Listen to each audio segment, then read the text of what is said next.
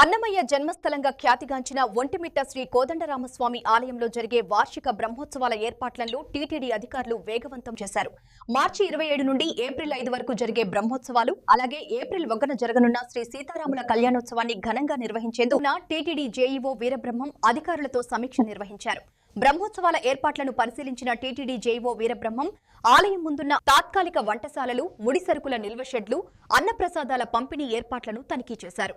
భక్తులకు టేబుళ్లు, కుర్చీలు ఏర్పాటు చేసి సౌకర్యవంతంగా అన్నప్రసాదాలు అందేలా చర్యలు తీసుకోవాలని ఆదేశించారు.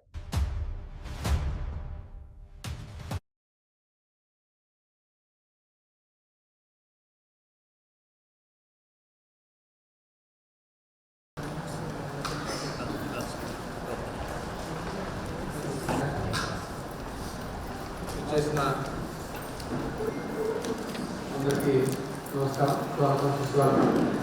ఇందాక మనం యూటిలైజ్ అవుతుంది, ఇప్పుడు నోట్స్ చేసుకుంటారు. తర్వాత ఫైనల్గా సార్ ఇన్స్ట్రక్షన్స్ ఇవ్వడం జరిగింది. Information boards, drinking water supply, తర్వాత roads and buildings unit engineer వాళ్ళ కాంటాక్ట్ చేసి లాస్ట్ ఇయర్ లాగానే సేమ్ రూట్స్లోనే ఇన్స్పెక్షన్ కావాలి.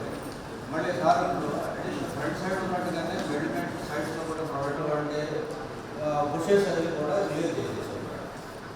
ఆ తర్వాత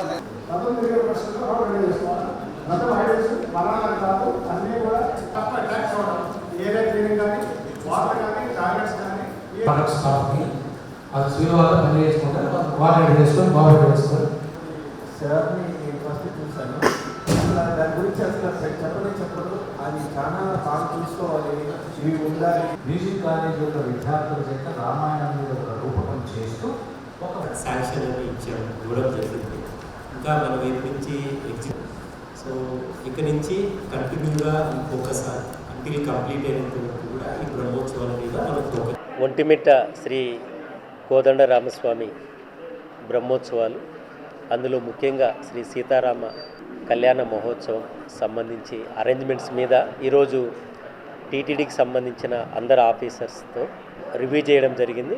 మార్చి 27 నుంచి ఏప్రిల్ 5 వరకు జరిగే ఒంటిమిట్ట శ్రీ కోదండరామస్వామి బ్రహ్మోత్సవాలను విజయవంతంగా చేసేందుకు గతంలో మాదిరే అన్ని డిపార్ట్మెంట్లు కూడా ఇప్పటికే గేరప్ అయినాయి.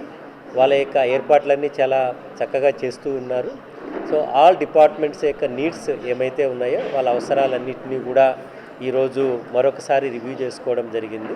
సో భక్తులకి ఎలాంటి అసౌకర్యం కలగకుండా బ్రహ్మోత్సవాల్లోనూ మరియు సీతారామ కళ్యాణం చక్కగా వీక్షించే దానికోసము భక్తుల వైపున ఉన్న సౌకర్యాలు ఏదైతే ఉన్నాయో వాళ్ళకు త్రాగునీరు అయితేనేమి, తర్వాత ప్రసాదాలు, తర్వాత భోజన సదుపాయాలు, తర్వాత సమ్మర్ కాబట్టి సమ్మర్లో ఇబ్బంది లేకుండా ఉండడం కోసం ఏర్పాట్ల మీద ప్రత్యేక శ్రద్ధ పెడుతూ ఉన్నాము.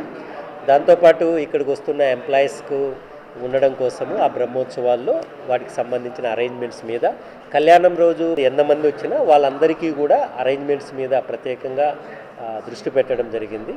సో ఆల్ డిపార్ట్మెంట్స్ అంతా కూడా నెక్స్ట్ ఈ రోజు నుంచి కంటిన్యూగా ఎవ్రీ వీక్ వాళ్ళ యొక్క వర్క్స్ను రివ్యూ చేసుకుంటూ ఈసారి జరగబోయే శ్రీ కోదండరామస్వామి బ్రహ్మోత్సవాలను, ముఖ్యంగా అందులో అతి ముఖ్యమైన శ్రీ సీతారామ కళ్యాణం అరేంజ్మెంట్స్ను చక్కగా చేస్తామనేసి టీటీడీ నుంచి భక్తులందరూ పాల్గొనేసి శ్రీ సీతారామ కళ్యాణం విజయవంతంగా చూస్తూ బ్లెస్సింగ్స్ పొందాలని కోరుకుంటున్నాను. ఓం నమో వెంకటేశ్వర.